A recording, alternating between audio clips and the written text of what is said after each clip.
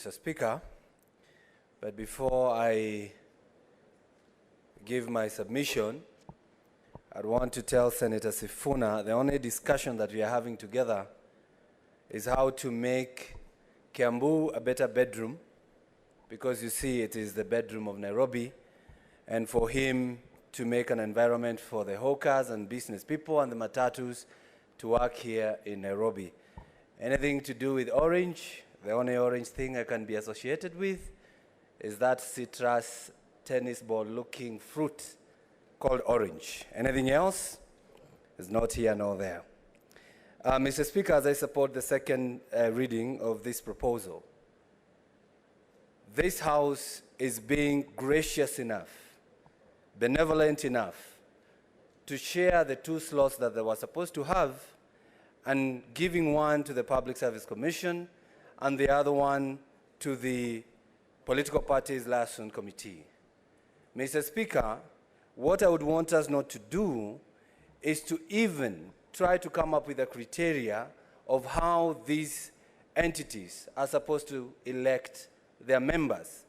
We cannot tell the inter-Christian or inter-religious council how to elect. I think it's a body that understands their mandate. Just the way we are not telling the lawyers, we need wakili wa mashamba, we need a constitutional lawyer, they know who to bring to this panel.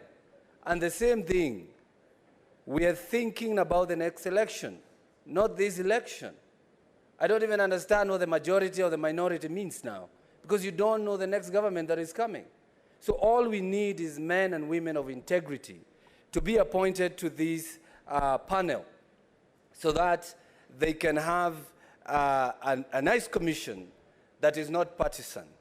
Mr. Speaker, this amendment, I can call it a multi-partisan, it's bringing a multi-partisan panel of people from different sides of political divide. The Parliamentary Service Commission, that's where the politicians are. The Public Service Commission, that's where the workers of the nation are. The Interreligious Council, that's where our faith is. The Law Society of Kenya, that's where the learned friends are. And of course, when it comes to the political parties, Mr. Speaker, and that's why without anticipating debate, I wouldn't be supporting the amendment that will be coming, because, Mr. Speaker, you cannot tell the political parties liaison committee to select the majority and the minority parties there. What about the smallest parties, Mr. Speaker? The Tujibebes of this world, Tujiweke and all those parties, Mr. Speaker. We need them also to vote and have a voice. Because if you say the majority people, I always say here in this assembly, Mr. Speaker, in this Senate, Mr. Speaker, I have the majority votes in this Senate from the Kenya Kwanza side. Honorable Sifuna, the majority votes from the Azimio side. But you only have one vote. Otherwise, if you want them to bring somebody here so that the majority can be voting, then I should have 3 or 4 votes in this Senate, Mr. Speaker. One man, one vote. So that one should be kept in their mind when they're selecting their members. Mr. Speaker, I'm happy when I see my good friend, Senator Osotsi, talking about the formation of the Commission of Inquiry. Mr. Speaker, the government is going to do that. The government is going to do that. You know, we formed a formation of inquiry of the Cherera 4, and they advised them to resign, not to speak to this inquiry. Now they're asking for the inquiry, Mr. Speaker. That inquiry will come because we want to make sure that this country will have the best election that will be emulated by other nations. And Mr. Speaker, we'll be bringing more amendments. We'll be bringing more amendments in the election law, because we do not also want IEBC to be moving on their own motion, not to clear certain candidates, Mr. Speaker. We have to bring that amendment so that we make sure that they cannot deny anybody a chance to run by their own motion what the lawyer says, suo moto. I support the second amendment. The Honorable Senator for Laikipia, and as you contribute, the Honorable Senator Enoch Wambua, who is online, should be ready to contribute after the Senator for Laikipia. Asante Bwana Spika kunipa fursa hii. Kwanza kabisa nasimama kuunga mkono na kusema ya kwamba ni vizuri hili jopo la uteuzi lilivyotengenezwa Bwana Spika. Na Bwana Spika, nikiangalia naona ya kwamba vile ambavyo liliko ni lizuri kabisa. Bwana Spika, ukweli wa mambo ni ya kwamba wakati wote sheria ambayo inahusu uchaguzi inapoletwa inashughulikiwa, kumekuwa na vurugu na mvutano, lakini kwa wakati huu Bwana Spika, nina furaha kwa sababu tutaongea kwa amani bila vurugu na kuelewana, kwa sababu hizi sheria za uchaguzi inahusu wa Kenya wote.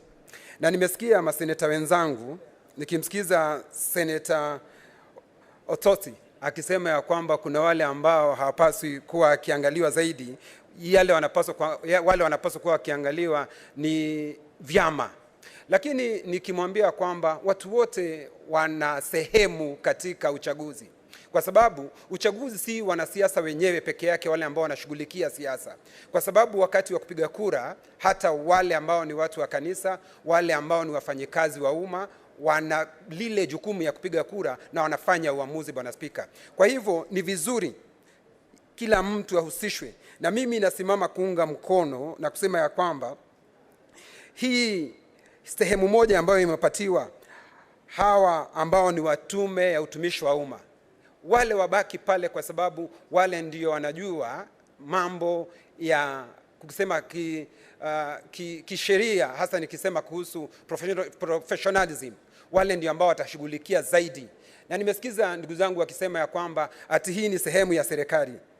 Bwana Spika, watumishi wa umma wale si utawaweka kwa serikali hii au hii, kwa sababu wale wanafanya na serikali iliyoko, na hata japokuwa nilisikia akisema ati wanapoteuliwa, wakiteuliwa na rais ni mpaka waletwe katika bunge, na bunge lenyewe lina usemi, wanaweza kukataa ama kukubali. Kwa hivyo bunge lina usemi katika sehemu ile. Bwana Spika, ile ambavyo imetengenezwa kusema ya kwamba kuwe na watu katika tume ya bunge, mtu mmoja, mwanaume mmoja na mwanamke mmoja, mimi naunga mkono 100% Bwana Spika. Na vile vile Bwana Spika, utumishi wa umma ni mpaka washughulikiwe. Mahali ambapo ninatashwishi Bwana Spika ni hawa wanasheria. Kila mahali kukitajwa katika serikali ama katika sheria, unapata ni mpaka hawa wanasheria watajwe. Ile tume ya wanasheria ni mpaka watajwe kila mahali Bwana Spika.